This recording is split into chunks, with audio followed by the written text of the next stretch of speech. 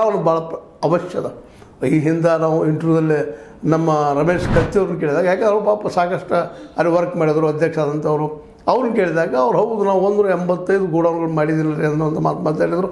ಆ ಗೋಡೌನ್ಗಳು ಆ ಬೆಳೆಗಳನ್ನ ಇಟ್ಕೊಳ್ಳಿಕ್ಕೆ ಉಪಯೋಗ ಆಗಿದ್ದಾವೋ ಅಥವಾ ಗೊಬ್ಬರ ತರಿಸಿ ಕೊಟ್ಟು ಮಾಡಿ ಸಂಗ್ರಹ ಮಾಡಿ ರೈತರು ಹಂಚೋಕ್ಕಾಗಿದ್ದಾವೆ ಒಟ್ಟಲ್ಲಿ. ಆದರೆ ನಮ್ಮಲ್ಲಿ 1500ಕ್ಕೂ ಹೆಚ್ಚು PKPSಗಳಿದ್ದಾವೆ.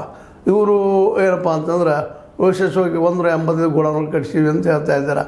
ಈ ಒಂದು PKPSಗಳು, ಈ PKPS ಪ್ರತಿಯೊಂದು PKPS ದೊಡ್ಡದಂತ ಗೋಡೌನ್ ಕಟ್ಟಿಸ್ಕೊಡೋದು ಅಷ್ಟೇ ಅಲ್ಲದೆ ಎಲ್ಲ ಕಡೆನೂ ಎಲ್ಲೆಲ್ಲದ ಇಡೀ ಆಲ್ ಓವರ್ ನಮ್ಮ ಬೆಳಗಾವಿ ಡಿಸ್ಟ್ರಿಕ್ದಾಗ ಕೊಡೋ ಜೊತೆಗೆ ಅದರಲ್ಲೂ ಮತ್ತು ಮುಖ್ಯವಾಗಿ ಇನ್ನೊಂದು ಏನಪ್ಪ ಅಂತಂದ್ರೆ ನಮ್ಮ ಗ್ರಾಮ ಪಂಚಾಯತಿಗಳಿಗೆ ಅವು ಕೊಡೋದ್ರಿಂದಾಗಿ ಸಹಜವಾಗಿ ಗ್ರಾಮ ಪಂಚಾಯತಿಗಳಲ್ಲಿ ಗೋಡೌನ್ ಕಟ್ಟಿಸ್ಕೊಡೋದ್ರಿಂದ ಈ ಬೆಳೆಗಳನ್ನು ಬೇರೆ ಬೇರೆ ಬೆಳೆಗಳನ್ನು ಎಣ್ಣೆ ಕಾಳಿನ ಬೆಳೆಗಳನ್ನು ಇನ್ನೊಂದು ಬೆಳೆಗಳನ್ನು ಬೆಳೆದು ಅಲ್ಲಿ ಇಟ್ಕೊಂಡು ರೇಟ್ ಬಂದಾಗ ಮಾರ್ಕೊಳ್ಳಿಕ್ಕೆ ಅನುಕೂಲ ಆಗ್ತದೆ ಒಂದು ಸರಳ ಸಿದ್ಧಾಂತ.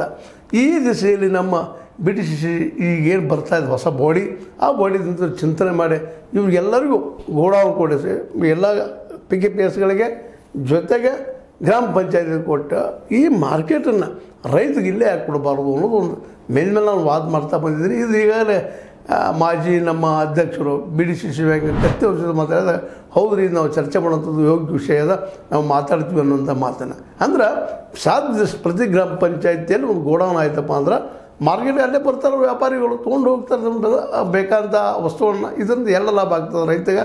ಒಂದು ಸಾರಿಗೆಯನ್ನು ಮಾಡ್ಕೊಂಡು ಹೋಗಿ APMC ಹಚ್ಚಿ ಅಲ್ಲಿ ಇಟ್ಟು ಮಾಡಿ ತೂಕದಲ್ಲಿ ಹೊಡಿತಾರೆ, ಮತ್ತೊಂದು ಹೊಡಿತಾರೆ. ನಮಗೆ ಗೊತ್ತದ ಏನು ಗೊತ್ತಿಲ್ಲದ ವಿಷಯ